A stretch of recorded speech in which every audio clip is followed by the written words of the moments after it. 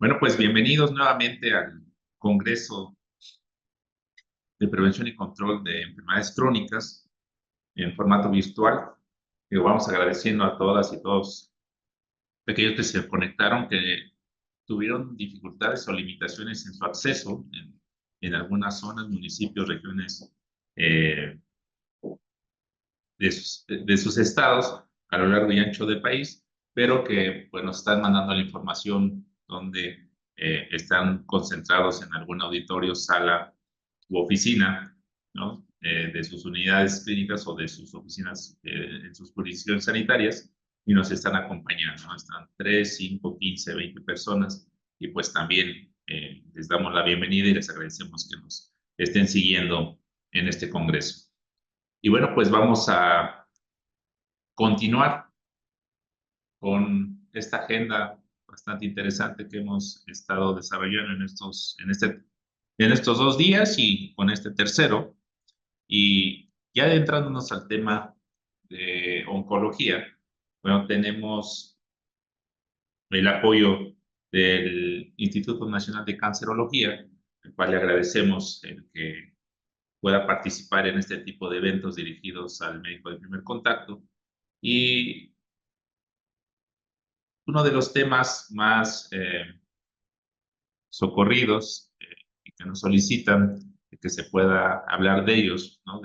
Porque al final, cuando empieza uno a tocar temas crónicos y respiratorios, bueno, nos encontramos también que de manera paralela a este tipo de padecimientos, pues también pueden ser o comenzar a ser abordados en las entradas o el punto de acceso al sistema de salud, como son hospitales regionales, centros de salud, clínicas familiares, etcétera.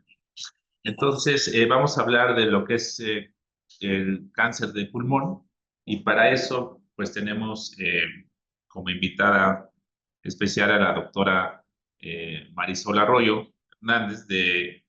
Ella labora en el Instituto Nacional de Cancerología y bueno, esta tarde nos está acompañando y nos va a hablar acerca del tema. Y sobre todo porque ha estado también desarrollando varios proyectos bastante interesantes con el fin de mejorar tanto la detección como el seguimiento de estos pacientes. Entonces le damos la bienvenida, doctora Marisol Arroyo, un gusto tenerla y le cedemos los micrófonos. Muchas gracias por la invitación y vamos a hablar efectivamente acerca de la detección temprana de cáncer de pulmón y cuál es la importancia de que pues estos pacientes los busquemos intencionadamente para que puedan recibir su tratamiento de forma temprana y oportuna. Perfecto, gracias. El tema que vamos a hablar es adelantando al enemigo, tamizaje en cáncer de pulmón.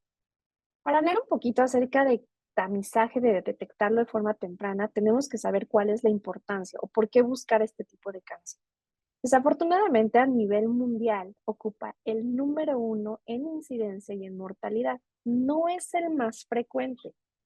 El más frecuente son otros tipos de cáncer como cáncer de mama, próstata, cervicuterino y gástrico, pero es de los que aparecen más frecuentemente y la causa número 1 en mortalidad por cáncer.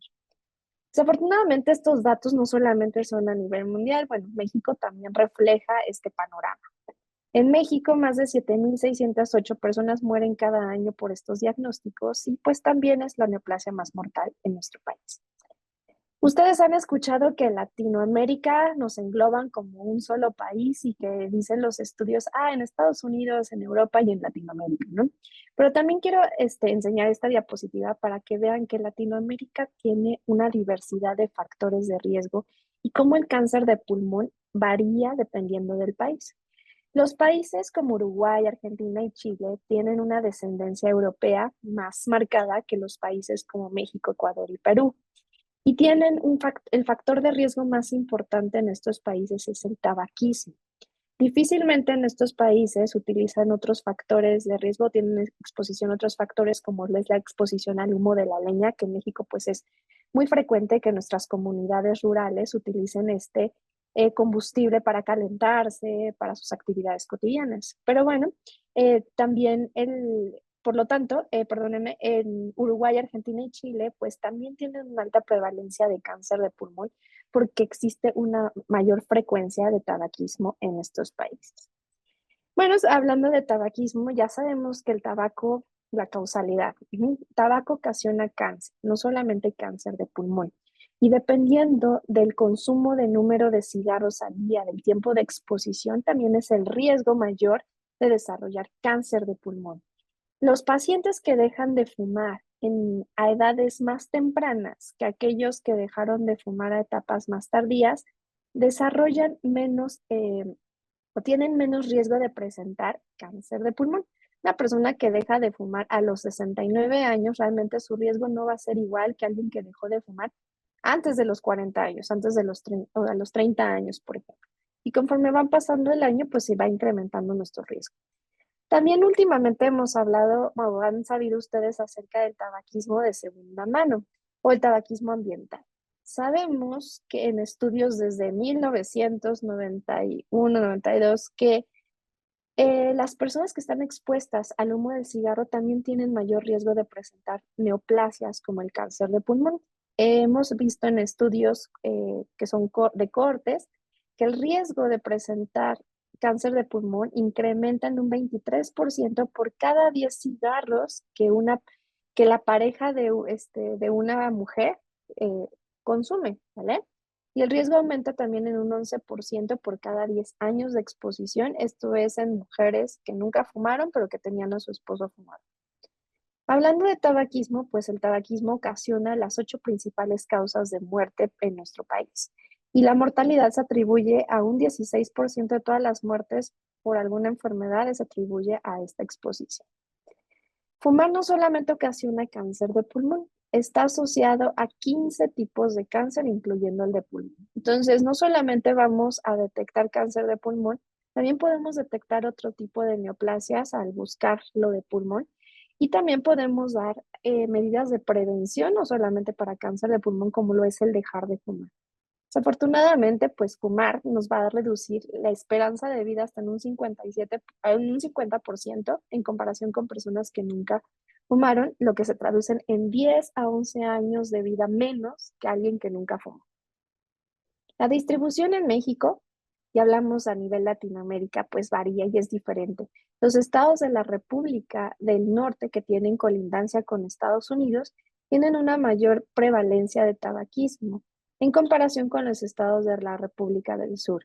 Pues eso no significa que no haya cáncer en los estados de la República del Sur, significa solamente que el factor de riesgo de tabaquismo está más implícito en los estados del norte. ¿Qué tenemos en los estados del sur? Tenemos exposición a humo de la leña, por ejemplo, que es más prevalente en estos lugares. Entonces ya hablamos un poquito acerca del tabaquismo como factor de riesgo para cáncer de pulmón, pero existen otros factores de riesgo que no están asociados al humo del tabaco, y esto puede ser exposiciones ambientales, exposiciones infecciosas, enfermedades crónicas que ocasionan una inflamación como el asma, la EPOC, la sarcoidosis, exposiciones ocupacionales, muchas personas que trabajaron en la herrería, en la metalurgia, en las minas, en el uso de asbesto, pueden desarrollar cáncer de pulmón, no solamente mesotelioma, cáncer de pulmón.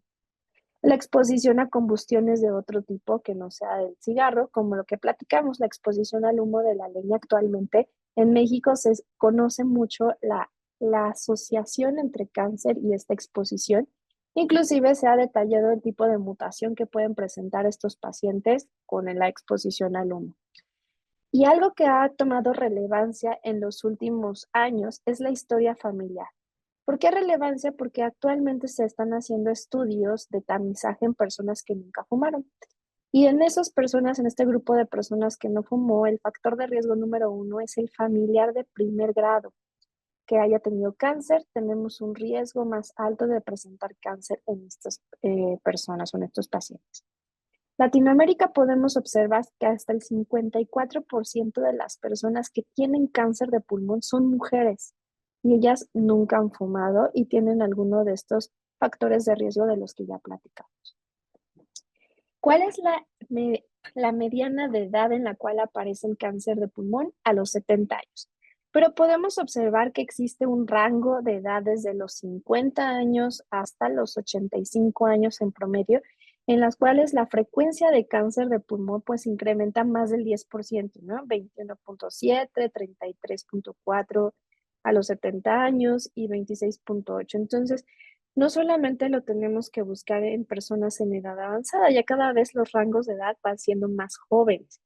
Y con la llegada de estos nuevos dispositivos electrónicos de administración de nicotina, la tendencia es que a futuro se vea un desenlace de cáncer de pulmón en etapas mucho más tempranas de lo que estamos viendo ahorita.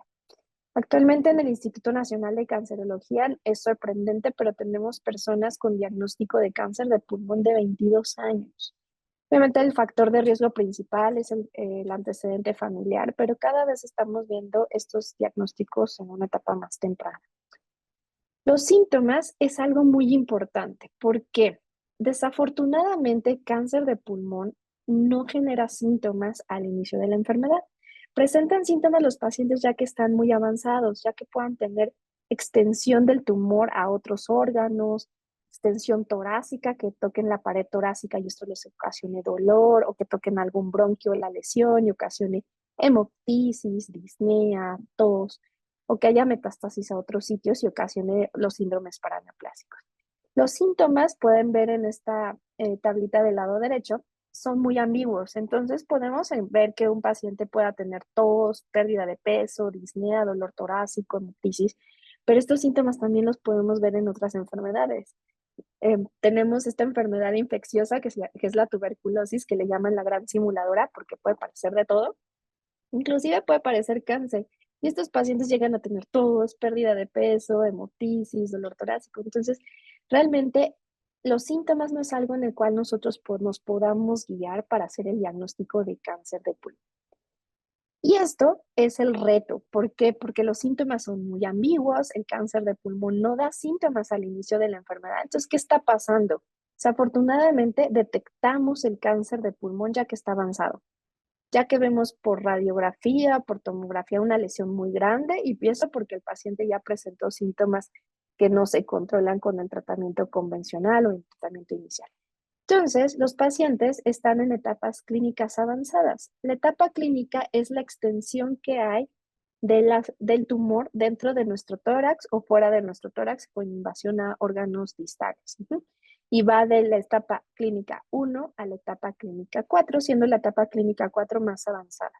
Podemos ver que los pacientes que se encuentran en etapas clínicas 4A y 4B, que es la etapa ya con metástasis a otros órganos, tienen una sobrevida de menos del 10% a 5 años. ¿Eso qué quiere decir? Que si nosotros lo detectáramos en etapas tempranas al inicio de la enfermedad, a pesar de que no dé síntomas, pudiera tener el paciente una esperanza de vida de hasta el 92% a 5 años. Y eso es la importancia de buscar este tipo de cáncer.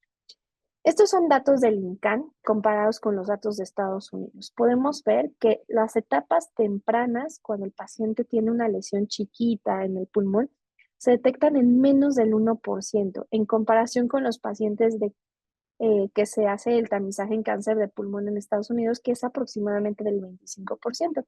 Y bueno, Estados Unidos y México tienen los mismos datos en que las etapas clínicas avanzadas son más frecuentes de diagnosticar. ¿No?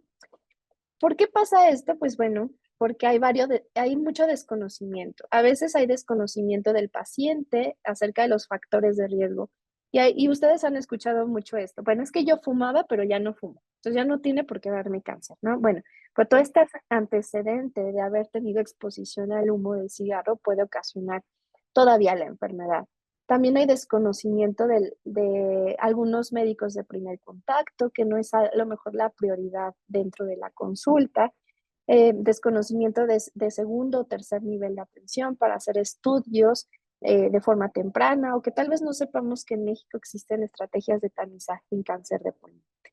Y también tenemos esta parte de que el sistema de salud está fragmentado en México y desafortunadamente eso hace que el camino del paciente sea largo para atravesar en cuanto a primer contacto, segundo contacto o tercer contacto, hasta llegar al médico que les solicitó el estudio indicado para ver si podía tener cáncer. Y esto hace que el camino del paciente sea prolongado y en promedio es de una mediana de 33 días de que alguien sospecha que pueda tener cáncer a recibir el tratamiento. Entonces, imagínense un mes en que recorrió el paciente para ver si pudiera tener cáncer y recibir un medicamento. Esto impacta en los costos. Todos estos números representan que por cada persona que se podría tratar, que se trata en etapa clínica avanzada, podríamos tratar 10 personas en etapa clínica temprana. Eso es también algo importante en el impacto económico que genera buscar a estos pacientes de forma temprana. Podemos tratar 10 personas más de lo que estamos tratando ahorita. Y bueno, todo este abordaje implica la colaboración de todos. La colaboración del paciente al saber sus factores de riesgo, su sintomatología, que nosotros en el papel de primero, segundo y tercer nivel podamos hacer la historia clínica, podamos detectar de forma temprana y oportuna a los pacientes y pedirle los estudios que son necesarios para su detección. Y si no los tenemos accesibles, mandarlos a un segundo o tercer nivel de atención en donde pues se pueda hacer los estudios que son pertinentes. Y ahorita vamos a hablar acerca de un programa de tamizaje. Los programas de tamizaje que han sido efectivos son aquellos programas en los cuales se reduce la mortalidad y la morbilidad con las estrategias de detección. Y esto impacta en la salud pública y son estudios costo efectivos. Así vamos a hablar de algunos estudios de imagen que nos ayudan durante el abordaje y el diagnóstico del cáncer de pulmón como tal. Sabemos que el estudio que es más fácil, más accesible, son la radiografía de tórax. Tenemos también la tomografía de tórax, que todavía nos da una sensibilidad y una especificidad más alta, detectar lesiones, características, la resonancia magnética que nos puede ayudar a ver si hay lesiones en el sistema nervioso central, el ultrasonido que nos ayuda también al diagnóstico, a lo mejor tengamos que hacer una biopsia guiada por ultrasonido o una toracocentesis por ultrasonido, y el PET-CT que actualmente se encuentra en las guías oncológicas y que es el estudio no invasivo de elección para ver si existe enfermedad a distancia y esto ya incremente la clasificación en cuanto al estadio clínico. Platiquemos un poquito de la radiografía de tórax, que a pesar de que es el estudio más accesible que tenemos en nuestro país, desafortunadamente no es un estudio que sea confiable para realizar un tamizaje de cáncer de pulmón. La radiografía de tórax tiene una sensibilidad baja para detectar lesiones menores a 3 centímetros. Por lo tanto, un nódulo pulmonar no nos los pudiera detectar con la misma confiabilidad que una tomografía de baja dosis. La tomografía de tórax, la conocen ustedes, es un estudio de imagen que implica dar al paciente un poco más de radiación, pero tiene una sensibilidad y una especificidad más altas para detectar lesiones sospechosas de cáncer de pulmón. Una tomografía nos puede decir el tamaño, la ubicación y la extensión de las lesiones que tengamos por imagen. Y no solamente eso, podemos estadificar al paciente midiendo la lesión. Desafortunadamente, la dosis de radiación que otorga una tomografía es de 7 milisieverts. Entonces, algunos estudios han mencionado que dar una radiación de 7 milisieverts de forma anual puede ser que 1 en 100,000 pacientes desarrolle algún tipo de neoplasia secundaria a la radiación, ¿no? Pero 1 en 100,000, pues son muchas personas para tener un caso. Como pueden ver en las imágenes, el cáncer de pulmón puede parecer lo que sea.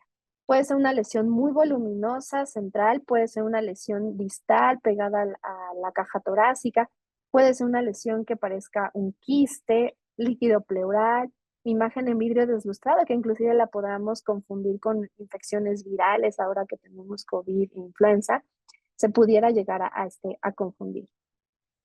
Entonces, para detectar cáncer de pulmón de forma temprana, desde los años 60 se empezaron a hacer varios estudios para ver cuál era la mejor herramienta para utilizar en los pacientes que fuera menos riesgosa, que fuera útil para la detección de cáncer de pulmón y que previniera muertes. Y al inicio se empezó a comparar la radiografía de tórax versus la citología de esputo. Posteriormente se hicieron estudios en los cuales la radiografía de tórax versus la tomografía de baja dosis fueron comparadas para ver cuál era el de mejor utilidad.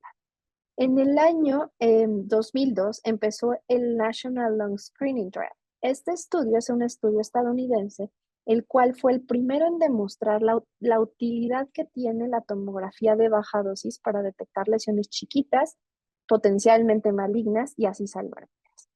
En el año 2021, nosotros en México empezamos con el primer programa de tamizaje en cáncer de pulmón del Instituto Nacional de Cancerología, que tiene el nombre de Detecto, que vamos a hablar más adelante.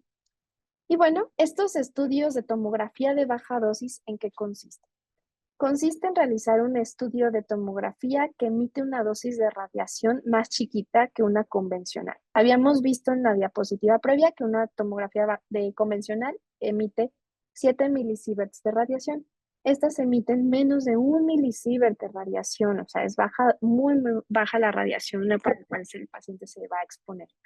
Y nos va a dar también características en cuanto a tamaño, forma, características de los bordes de las lesiones para caracterizarlas. Nosotros tenemos el objetivo con esta tomografía de detectar lesiones muy chiquitas y las lesiones chiquitas se llaman nódulos pulmonares. Por definición, un nódulo pulmonar es una lesión que tiene menos de 3 centímetros de diámetro del diámetro mayor, que está completamente rodeada de parénquima pulmonar, o sea, de tejido sano. Y estos nódulos pulmonares vamos a ver las características que tienen los bordes, la densidad que tiene la lesión e inclusive podemos ver la localización de la lesión para ver que si tiene sospecha de cáncer o no. Y existen herramientas que nos van a ayudar a ver, bueno, mi nódulo pulmonar, si tiene riesgo alto, medio, bajo para cáncer de pulmón y qué necesito hacer posteriormente para hacer el diagnóstico. Y una de estas herramientas es Longbatz y Fleischner. Estas herramientas, el objetivo es estandarizar los hallazgos, es decir, que yo lo que vea y mida y la decisión que tome en cuanto a que si le voy a hacer una biopsia, le voy a hacer otro estudio en 3 meses o parece benigno y no le voy a hacer nada, bueno, se estandarice. Ajá, que otro médico pueda ver la misma lesión y tomar la misma decisión. También nos ayuda a estandarizar el reporte y estandarizar el manejo de nuestros pacientes. Ahora, en México, ¿qué pasa? Y bueno, también a nivel internacional, es que lesiones pulmonares nodulares son muy comunes en los pacientes. Entonces, podemos encontrar lesiones chiquitas, nódulos pulmonares que puedan ser malignos o no malignos, como las enfermedades por tuberculosis, es un ejemplo, o enfermedades intersticiales. La tasa promedio de detección de nódulos por tomografía es del 20%, pero también tenemos un beneficio muy alto de hacerle estos estudios a los pacientes porque podemos detectar hasta en un 40% lesiones malignas, pero la mayoría van a ser de etiología benigna. ¿Recuerdan entonces la gráfica de todos donde se estaban haciendo todos los estudios por país? Bueno, aquí tenemos algunos de los nombres de estudios que se han hecho a nivel internacional. En el que está remarcado al inicio, el National Lung Screening Trial es el que platicábamos, que es el estudio americano que demostró por primera vez que hacer una tomografía de baja dosis reducía la mortalidad en un 20%. Posteriormente vino un estudio, que es un estudio danés, en un estudio europeo, que también corroboró que había una reducción en la mortalidad por cáncer de pulmón si se detectaba de forma temprana. Y bueno, algo que quiero que chequen en esta tabla es que todos los estudios tenían el antecedente factor de riesgo de tabaquismo. Sin embargo, la cantidad de cigarros fumados, ya sea por día o por año, era diferente. Inclusive algunos estudios decían que pues no tomaban en cuenta tanto el tabaquismo, sino los años, otros el número de cigarros y otros utilizaban cuántos años dejó de fumar el paciente. Este es el estudio americano, el más importante, que vamos a platicar un poquito, porque quiero que se fijen en los criterios de inclusión. Ellos decían que hay que hacer un estudio de tamizaje con tomografía en aquellos entre 55 y 74 años que tengan un índice tabáquico de 20 paquetes año, que hubieran sido fumadores en los últimos 15 años. Como les había comentado, pues con estos criterios ellos demostraron una reducción en la mortalidad por cáncer de pulmón hasta en un 20%, y cuando lo siguieron a más años, concluyeron que se requieren en promedio 303 estudios para prevenir una muerte. Es algo muy importante. 303 tomografías para detectar un caso y prevenir una muerte. Le sonarán muchas tomografías para que una persona no fallezca, pero si lo comparemos con otro tipo de neoplasias como cáncer de mama requiere 1900 mastografías para detectar un caso y salvar una vida. Entonces, realmente ya de 1900 a 303 no son tantos estudios. El estudio Nelson, que fue el estudio europeo que vino a corroborar lo del estudio americano, ellos hicieron una diferencia en cuanto a que a las mujeres les iba mejor al detectar cáncer de pulmón haciéndose una tomografía de baja dosis. Y concluyeron que se requiere 130 estudios para prevenir una muerte. ¿Qué diferencia hubo entre estos dos estudios? Bueno, el estudio Nelson utilizó la inteligencia artificial no solamente para medir los diámetros, hicieron una reconstrucción de la lesión y vieron volumen. Entonces, ellos hicieron el seguimiento por volumen, no por diámetro. ¿Qué evidencia o qué estudios hay en Latinoamérica? Uno de ellos es el estudio brasileño que se llama PREVIT. El estudio brasileño quería demostrar que a pesar de que en Latinoamérica hay mucha tuberculosis, mucha enfermedad granulomatosa, no íbamos a estar biopsiando todos los nódulos que viéramos. Entonces, ellos hicieron su estudio de tamizaje siguiendo las recomendaciones del National Lung Screening Thread y vieron, como ven acá, que el porcentaje de pacientes con cáncer de pulmón fue del 1.3%, similar a otros estudios en otras partes del mundo, y que solamente tuvieron que hacer biopsias en el 3.1%, similar a otros estudios en otras partes del mundo. ¿Qué fue lo que hicieron ellos? Ellos todas las lesiones que salían sospechosas las platicaban en equipo multidisciplinario. Un equipo multidisciplinario son varios especialistas relacionados en el tema que pueden tomar decisiones de acuerdo a su expertise, por ejemplo, el radiólogo, el oncólogo, el radiólogo intervencionista y el neumólogo pueden determinar si viendo los antecedentes del paciente, viendo su imagen, pudiera ser maligno o benigno, y con eso pudieran decidir quiénes iban a biopsia y quiénes no iban a biopsia. Este estudio brasileño sacó su segunda publicación en el 2002, pero para el 2002 ya habían cambiado varias estrategias de tamizaje, incluyendo los criterios de tamizaje. Entonces, ellos hicieron modificaciones a su estudio y vieron que el porcentaje de cáncer de pulmón fue del 2.1%, sigue siendo similar a otros estudios, y el porcentaje de biopsias realizadas fue similar a otros estudios. Realmente no hubo cambios.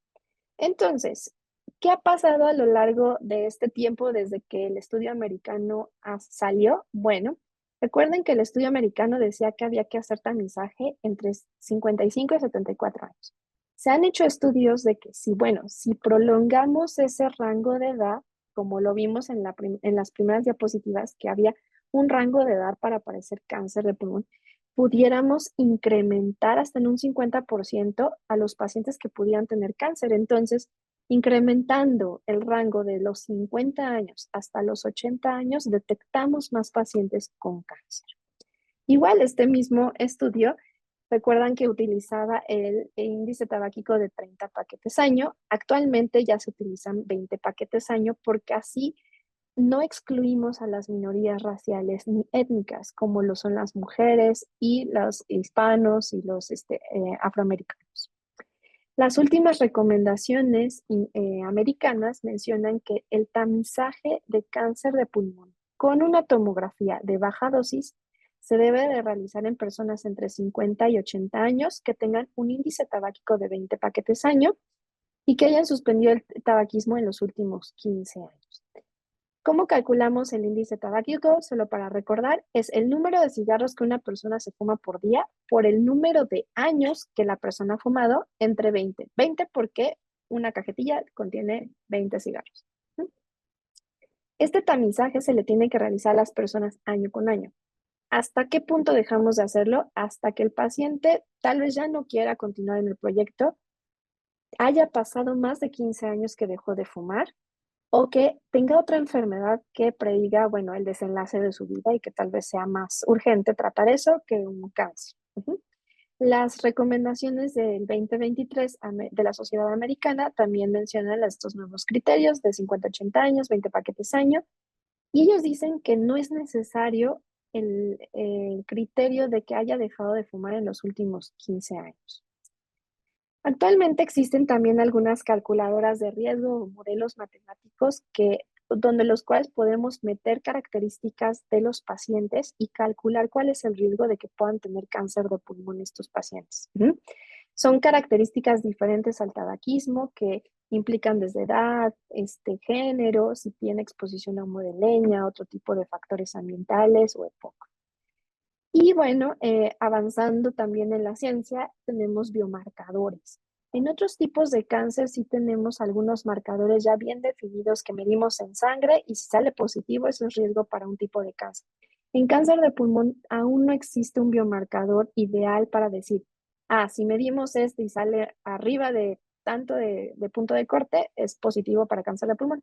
Todavía no lo tenemos, pero la investigación va en torno a la búsqueda de marcadores. En un programa de tamizaje de cáncer de pulmón va a ser muy importante dar alguna estrategia de prevención. Y las estrategias de prevención para evitar el cáncer de pulmón es dejar de fumar o nunca haber fumado en aquellos que fuman, ¿vale? Entonces, para esto es importante saber o conocer el consejo breve. Se requieren 3 minutos para saber la intensidad, la duración del tabaquismo, y que nuestro paciente podamos darle alguna recomendación para dejar de fumar. Entonces, lo que tenemos que hacer es que, bueno, tenemos que ver, darle al paciente los riesgos específicos que comporta seguir fumando, darle la relevancia personal de los beneficios de dejar de fumar, darle algunas recompensas que puede tener él particularmente al dejarlo. No solamente va en relación a la salud, porque la salud los pacientes han escuchado que fumar ocasiona cáncer, pero bueno, es algo más directo, más tangible, ¿no? Que si deja de fumar, va a tener mejor condición física, va a percibir mejor los olores, va a tener mejor el gusto, el sentido del gusto, entonces, cosas que vea el paciente. Y bueno, nosotros podemos dar soluciones o recomendaciones para afrontar estos problemas y siempre debemos de ofrecer tratamiento para dejar de fumar. Si no lo tenemos cerca, si nosotros no tenemos en nuestra consulta tratamiento para dejar de fumar, hacer la referencia a todas las clínicas de tabaquismo que hay estatales. Entonces, eso es algo muy importante. Sabemos que solamente dando este consejo breve podemos impactar de un 2 a un 3% en un paciente que deje de fumar. Pero si hacemos una intervención más intensa, que si damos una recomendación más amplia, podemos incrementar este éxito del dejar de fumar hasta en un 3%. Bueno, vamos a ver qué hay de nuevo en esto de tamizaje en cáncer de pulmón. Y ustedes han escuchado que la inteligencia artificial se está metiendo en todo, ¿no? Lo que más hemos escuchado es en la televisión, en las películas, hacer reconstrucciones y demás. Bueno, pues con esta misma idea también se han hecho reconstrucciones a nivel de tomografía. Como les comentaba, ya no solamente estamos midiendo los diámetros. En algunos softwares que se tiene, programas de computadora, se puede meter la tomografía y hacer una reconstrucción de cómo se ve la imagen volumétricamente y ver qué características pueda tener a la larga o a futuro de desarrollar cáncer de pulmón esa lesión. Los algoritmos de inteligencia artificial pues tienen una alta sensibilidad hasta en un 97% y son muy eficaces hasta en un 98% para detectar nódulos pulmonares de etiología maligna. Y esto nos puede ayudar como una segunda evaluación para aumentar la sensibilidad. Una vez que nosotros como médicos o como especialistas veamos la tomografía, identifiquemos una lesión, y otra es que metamos esta tomografía a un programa donde tiene mucha información y compare con las lesiones que son malignas y nos pueda decir, bueno, esta lesión que tú encontraste parece ser maligna. Hay que mandarla a biopsia o al especialista. Y bueno, lo que les comentaba que el crecimiento volumétrico es algo que ha empezado a tomar relevancia, que no solamente ya medimos los diámetros, sino hacemos una reconstrucción con diferentes programas, no en todos lados se tiene, pero con que midamos los diámetros está perfecto. Y existe una ciencia nueva que es la radiómica, que nos va a permitir detectar características por imagen y traducirlas a características moleculares. Entonces es algo ya muy muy nuevo en el cual se está tratando, ¿vale?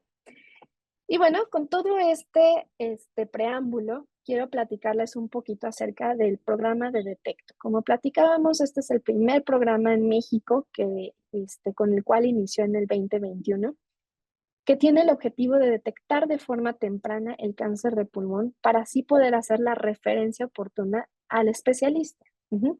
Este estudio es un estudio de investigación, el cual está registrado también de forma internacional. Nosotros a quienes invitamos a participar, aquellas personas que tengan 50 años o más. Nosotros no ponemos un punto de corte de rango de edad. En el instituto tenemos pacientes de más de 90 años que están en tratamiento para cáncer de pulmón en muy buenas condiciones, entonces realmente nosotros no definimos un punto de corte. De los 50 años para arriba pueden acudir a nuestro programa y que tengan alguno de los siguientes criterios.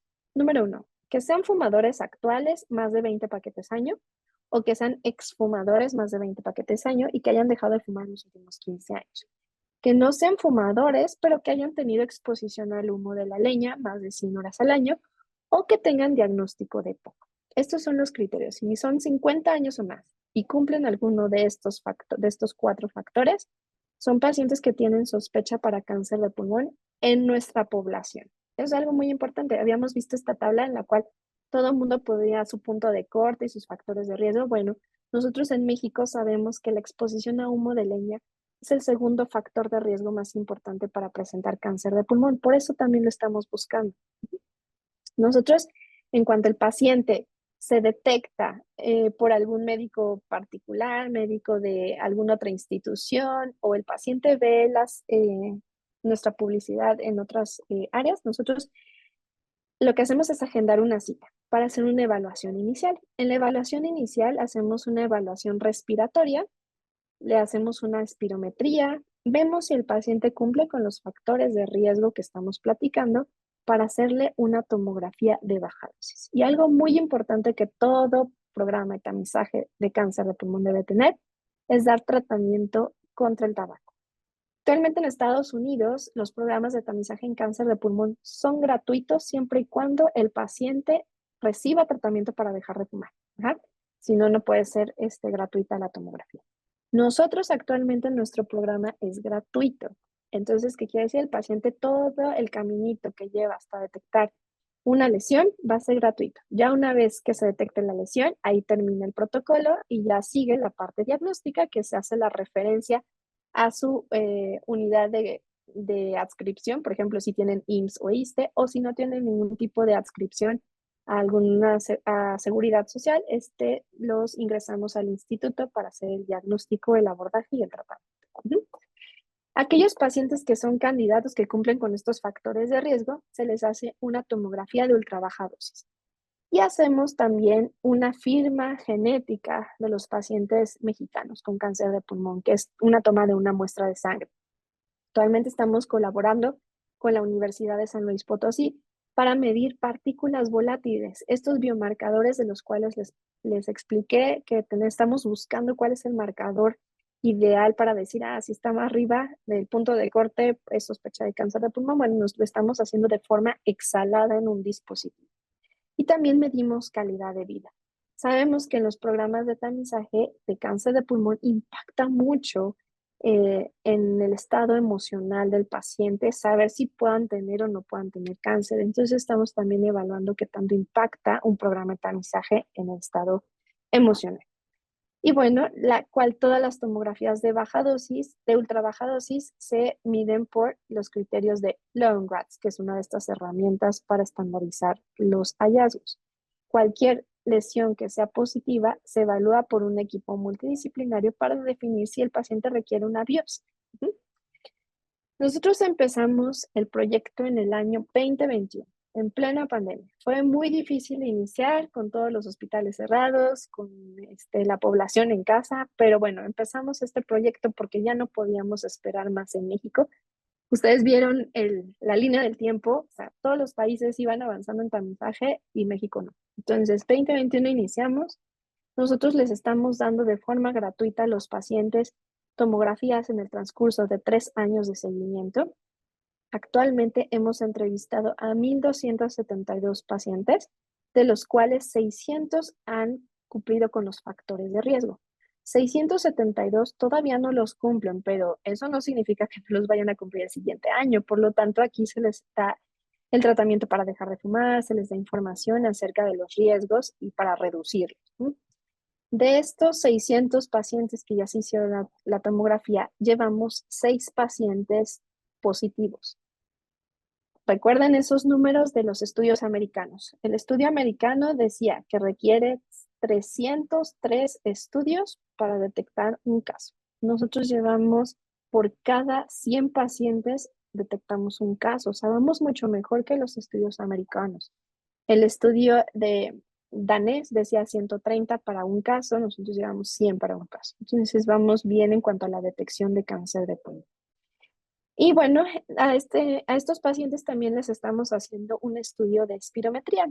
Sabemos que la EPOC está infradiagnosticada, hay muchos pacientes que tienen esos factores de riesgo, no se hacen este estudio. Y bueno, también queremos hacer un tamizaje de EPOC. Hemos hecho 523 estudios, de los cuales 146 cumplen los criterios para tener EPOC por espirometría y 304 de los que ya vienen ya tienen ese diagnóstico. Y bueno, les voy a platicar qué hemos hecho y qué vamos a hacer a futuro. En agosto de este año, o sea, apenas en el mes pasado, empezamos con la expansión de este proyecto.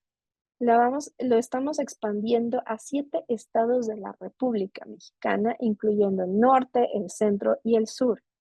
Con la final de que, bueno, vimos nosotros el mapa de tabaquismo, que bueno, el tabaquismo está muy presente en el norte de la República Mexicana, pero en el sur tenemos otros factores de riesgo.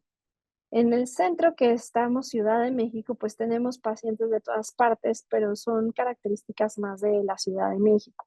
Pues queremos caracterizar toda la República Mexicana en cuanto a cuáles son los factores de riesgo.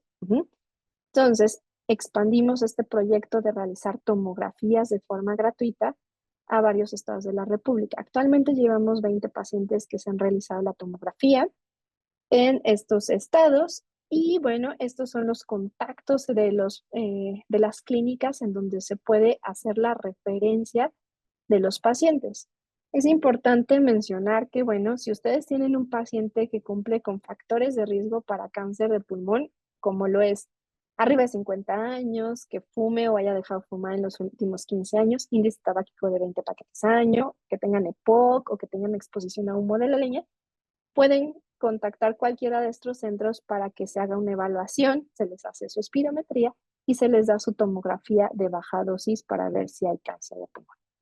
Nosotros solamente somos el proyecto de tamizaje. El resto de sus intervenciones, si sale POC, se hace referencia otra vez a su centro de donde lo mandaron. El tratamiento ya lo tiene que llevar en su centro. Si sale algo positivo, ¿qué es lo que van a hacer estos estados de la República? Si el paciente no tiene ninguna seguridad social, ingresan a estos hospitales generales, porque son hospitales generales de alta especialidad para diagnóstico, tratamiento, y si tienen alguna adscripción, lo mandan de la forma más rápida a su centro para que se haga el diagnóstico y se le dé tratamiento.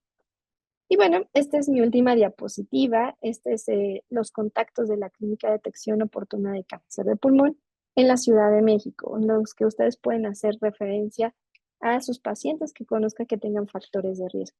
Entiendo que en muchos lugares la tomografía es de difícil acceso y tal vez la radiografía, ustedes me digan, es más fácil hacer una radiografía. Sí, pero una radiografía no nos va a detectar personas con nódulos pulmonares. Si no la tenemos accesible, hay que mandarlo al centro o al instituto donde se tenga este estudio para poder detectarlo de forma temprana. Muchas gracias.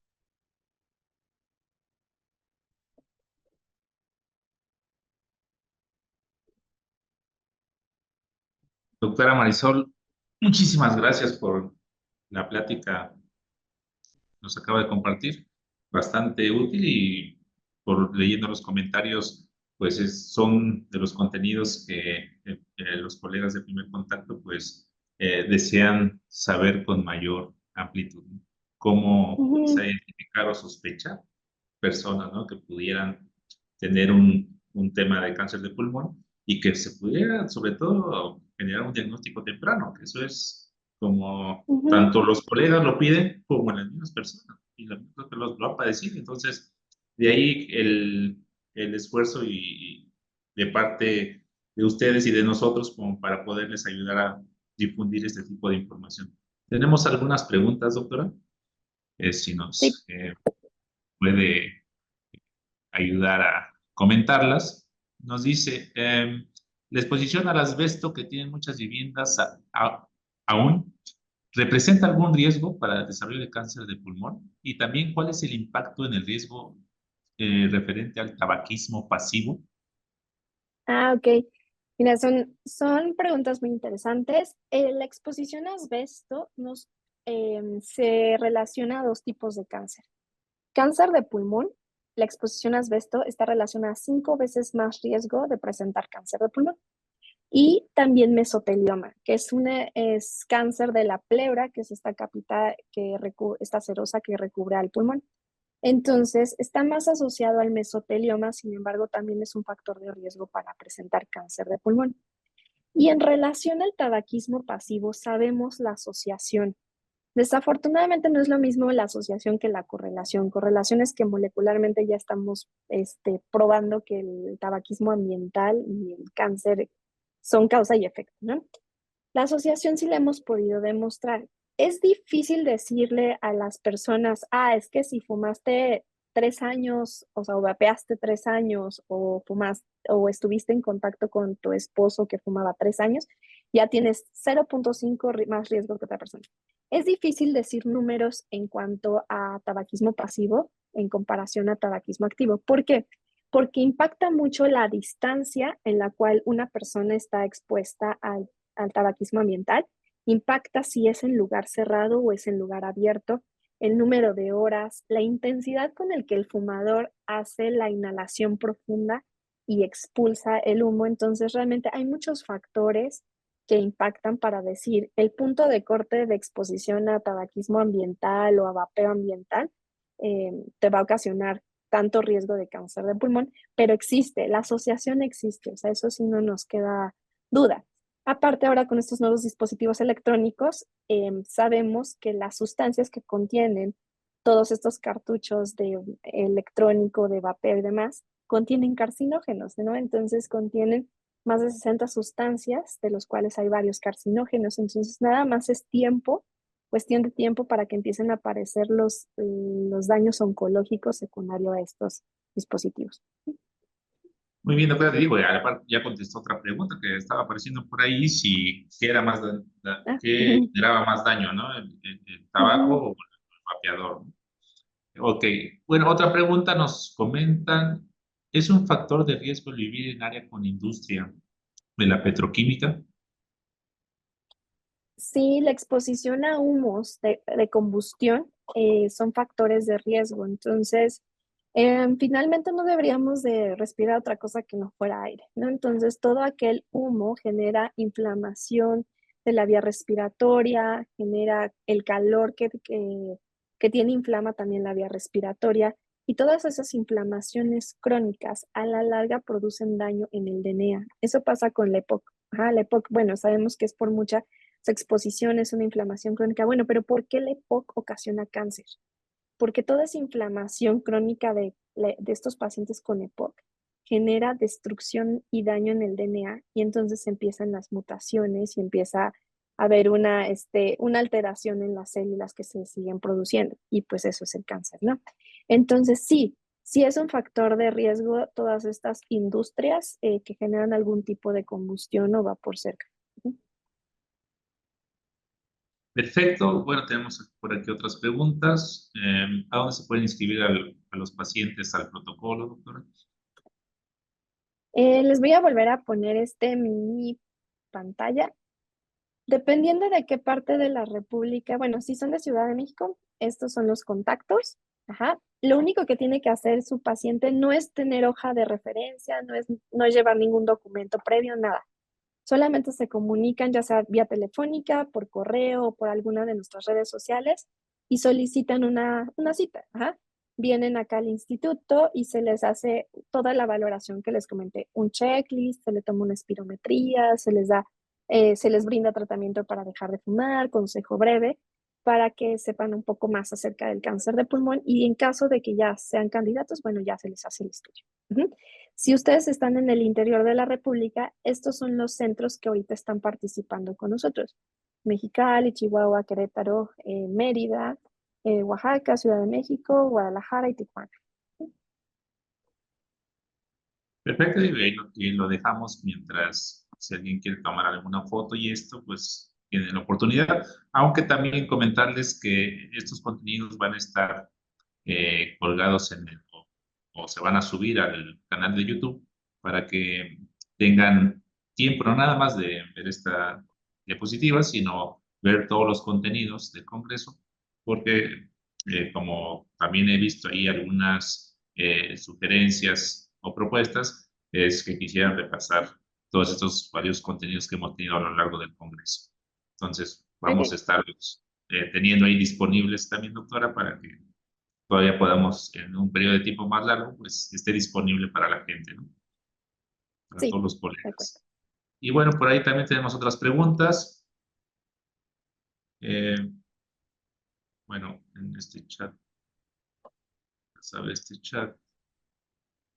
Nos preguntan si es posible que nos comparta algunas calculadoras de riesgo para uso en nuestra consulta. Sí, les puedo compartir calculadoras de riesgo. Se los pongo, como van a grabar esta, ahorita en la última diapositiva se las anoto.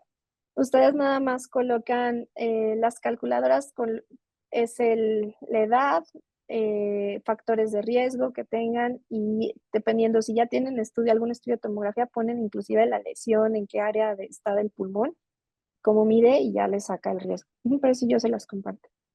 Y también nos comentan si hay algunas apps para detección de nódulos pulmonares. Sí, hay algunas apps, pero esas nos ayudan cuando ya tenemos una lesión. Por ejemplo, las dos herramientas que les puse, que es la de Lonrats y Fleischner, están en unas apps que está para el iPhone. Ujú.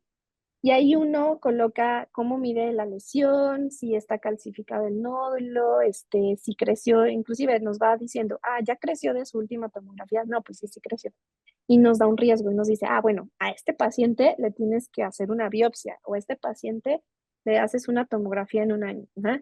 Hay otras calculadoras para nódulos pulmonares en generales, que es una de la BTS, la Sociedad Británica de Neumología, en la cual también uno pone las características y son algoritmos en cuanto te va guiando a qué hacer en relación a las lesiones que uno encuentra. Ujú.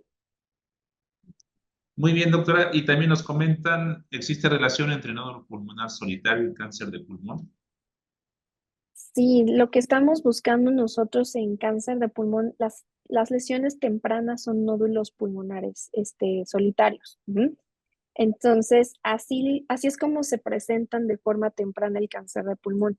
Pero como habíamos platicado, sí también se pueden presentar algunas otras enfermedades, ¿no? Como infecciones por hongos, tuberculosis y demás. Pues el cáncer también aparece así al inicio de la enfermedad. Entonces, es muy importante que busquemos nódulos pulmonares solitarios y veamos las dimensiones del nódulo y veamos las características para ver si es sospechoso o no. También nos comentan si cuál sería el riesgo real de fibrosis o cáncer en pulmón en personas que realizan trabajos de soldadura con las medidas de seguridad adecuadas. ¿Ok? Eso es algo muy importante porque también uno de los factores de riesgo menos frecuentes son enfermedades intersticiales, se asocian a cáncer de pulmón. Ujú. Y también es el mismo mecanismo de acción. Este daño pulmonar que hay en el tejido, genera inflamación crónica y esto va destruyendo poco a poco el DNA de las células de los pulmones y van haciendo las mutaciones y va apareciendo el cáncer. Entonces, si es un factor de riesgo tener una enfermedad intersticial previa, sí, aunque no sea por metales o demás, sí. El simple hecho de tener exposición por metales pesados, que son estos de la metalurgia, o sea, de algunas fábricas o de las minas, es un riesgo para cáncer de pulmón. Es un riesgo menos frecuente que decir tabaquismo. Si lo comparamos con tabaquismo, es más frecuente el tabaquismo por la prevalencia de tabaco, ¿no? Pero también existe el factor de riesgo. Ujú. Ok, también nos comenta, en el caso de exposición a humo por contaminantes o humo por incendios, ¿no? Mm. Gente que está expuesta a eso, como tipo bomberos, el tiempo riesgo de exposición se valora de la misma forma que exposición a humo de leña, con base a horas por año. No, todavía no tenemos un índice de exposición a contaminantes, pero hace unos 4 o 5 años salió el estudio más importante en relación a contaminación y la asociación con cáncer. Entonces, es otra cosa que ya sabemos. Ciudades con una contaminación o niveles de contaminación más altas, hay más casos de cáncer de pulmón que hay comunidades donde está menos intensa el índice de contaminación. Entonces, sabemos que es causal, pero no hay un punto de corte para decir tanto en tanto tiempo, o tales ciudades hay más, es más fácil que haya cáncer que otras ciudades, pero pues sí, obviamente, si hablamos de esto de contaminación, pues obviamente ciudades grandes van a ser pues más riesgo de presentar estas enfermedades. Ujú. Perfecto, y digo, vamos con unas últimas preguntas. Nos comentan, ¿qué tan Sí. probable es desencadenar cáncer si no se tiene tabaquismo, pero sí un nódulo solitario? Aparte, tiene obesidad, diabetes y antecedentes de COVID con cambios mínimos en radiografía. El riesgo es bajo. Ujú. La verdad es que todas nuestras calculadoras actuales em, no consideran COVID y no hemos visto hasta el momento, ya saben que COVID pues no tiene mucho que pasó en nuestra pandemia, entonces no hemos visto todavía las consecuencias a largo plazo de que van a traer, pero hasta el momento no hemos visto la asociación de COVID y cáncer. ¿Qué pasó en la pandemia? Sí detectamos mucho cáncer, pero porque la gente se estaba haciendo tomografías. Entonces también eso es algo que, o sea, nos estimuló más a que en México se hiciera este proyecto, porque la gente en pandemia se estaba haciendo tomografías por COVID o por infecciones y estaban apareciendo nódulos pulmonares y estaban apareciendo muchos diagnósticos de cáncer. Entonces, un nódulo pulmonar siempre se tiene que vigilar.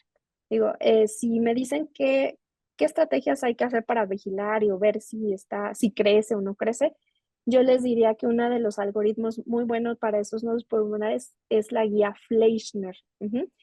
Ellos nos dicen que, bueno, dependiendo de cuánto mida, se le va a hacer su tomografía siguiente al mes, a los 3 meses, a 6 meses o al año. Ajá. Y si crece más de 2,5 milímetros de diámetro, es positivo. Y si por long rats crece más de 1,5 milímetros de diámetro, es sospechoso. Entonces hay que hacer una biopsia.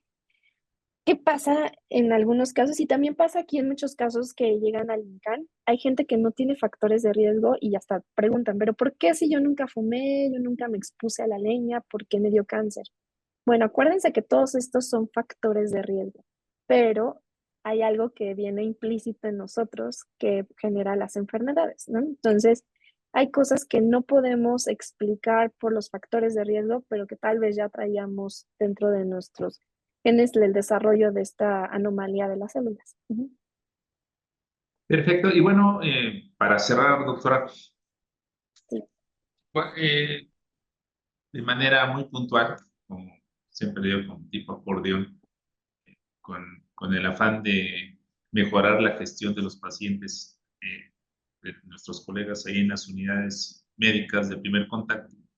Eh, ¿Cómo podríamos sospechar que un paciente podría tener este, cáncer de pulmón en una unidad de primer contacto? ¿Cuáles serían puntualmente, digo, digamos, como para repetirnos nuevamente, los signos, síntomas, antecedentes, con lo cual sería bueno o inmediatamente pensar, ¿no?, en iniciar algunos estudios, ¿no?, de tamizaje y pues posteriormente ayudar a la persona a tener un diagnóstico temprano, si fuera el caso. Ujú. Sí, miren, es muy importante, número uno, ver los factores de riesgo. Eso sí, no puede fallar que ustedes pregunten si fuma o si fumó. Ujú. Aunque no fume, hay que estar preguntando en cada visita. Ajá. ¿Por qué? Porque hay pacientes que dejaron de fumar porque les dio la tos fuerte y cuando van a consulta dicen, ¿fuma ahorita? Pues dicen, no, ahorita no fumo, no, no fumo. Pero en su siguiente cita, que ya se sienten mejor, ya volvieron a fumar. Ajá, y ya no volvemos a preguntar por qué ya se hizo eso en la historia clínica. Entonces, algo que nosotros hacemos mucho el énfasis es que en cada visita se pregunte, oiga, ¿fuma ahorita? ¿Está fumando? ¿Regresó a fumar? ¿O empezó a fumar? Porque es algo que a veces dejamos pasar en la historia clínica porque ya lo preguntamos cuando el paciente lo interrogamos por primera vez. Entonces, número uno, factor de riesgo. Exposición a humo de la leña. Si son personas que viven cerca de comunidades de fábricas, sí es muy importante explicar o preguntar de qué tipo de fábrica es, si perciben algún olor o vapor o emana humos, porque esos son riesgos, ¿no? Cáncer en la familia. Esto es muy importante porque si tenemos personas que tengan síntomas respiratorios, que a pesar de tratamiento sintomático o tratamiento antibiótico, no cede, es una persona que requiere algún estudio para ver si no hay alguna lesión potencialmente maligna en el tórax. Eso es lo más importante. Y número 3 es que lo hagamos rápido. ¿Qué pasa con cáncer de pulmón? Desafortunadamente ya vimos que es la neoplasia número 1 y que todo este caminito que llegan a recorrer los pacientes retrasa su tratamiento y el cáncer avanza. Cáncer de pulmón avanza rápido.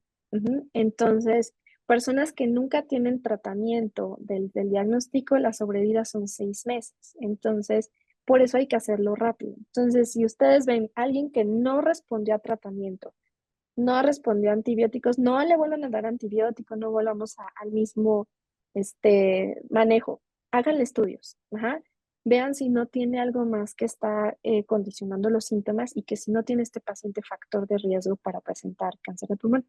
Y la referencia oportuna, ok, yo sé hasta dónde puedo llegar en mi centro. Ajá. Yo sé que este paciente, pues ya le dimos lo inicial, no mejoró, requiere una tomografía, vámonos a mandarlo al siguiente nivel de atención para que sea lo más rápido posible. Por eso esta parte del tiempo. El cáncer no espera, el cáncer avanza y necesitamos detectarlo rápido y hacer la referencia oportuna. Ujú. Sí, es importante, doctora. En algunas otras ocasiones previas nos ha comentado el promedio actualmente que tarda un paciente en ser diagnosticado. Entonces, se Ujú, lleva un tiempo considerable, que bueno, pues también en este tipo de afecciones, pues es oro molido, ¿no? El que pueda llegar sí. de manera en una etapa leve, ¿no? A que ya esté avanzado, ¿no? Y con algún tipo de metástasis. Entonces, por eso es importante recalcarlo eh, y tenerlo fresco en la mente, ¿no? De los colegas de primer Ujú, contacto, de que teniendo esos antecedentes, pues es la manera en que pueden ir ellos también ayudando, colaborando, ¿no? A que la ruta o el viaje que tenga que hacer la persona por el sistema de salud, pues sea lo más corta posible, pero también resolutiva. ujú. Sí, la verdad es que sí hay muchas limitantes para el manejo, el diagnóstico en los pacientes. Pero bueno, siempre tenemos que poner lo mejor de nuestro centro, ¿no? Y en este caso, si es primer nivel de atención, es detectarlo de forma temprana, hacer la referencia, porque también cuando llegan a un centro de tercer nivel donde ya se va a hacer el abordaje diagnóstico, pues también tiene su tiempo, ¿no? Entonces, en promedio en el Instituto Nacional de Cancerología, alguien que ya viene con una lesión sospechosa, desde que lo recibimos, hacemos las biopsias, mutaciones y sesionamos en equipo multidisciplinario y hacemos todos los estudios, es en promedio 3 semanas. Entonces, si estamos haciendo entre 3 semanas de ya tenemos la imagen y hacemos todo el diagnóstico para que reciba un tratamiento, son 3 semanas, más lo que ya tenía recorrido el paciente, pues sí, obviamente prolonga los tiempos más. Ujú. Doctora Arroyo, pues muchísimas gracias por su participación esta tarde. Eh, Le agradecemos mucho y digo, los contenidos van a estar ahí colgados en el canal de YouTube para que cualquiera lo pueda estar eh, volviendo a revisar las veces que sea necesario, pero lo importante es que tenga conocimiento actual y de primera mano de expertos como usted, doctor. Muchísimas gracias. Gracias, gracias por la invitación.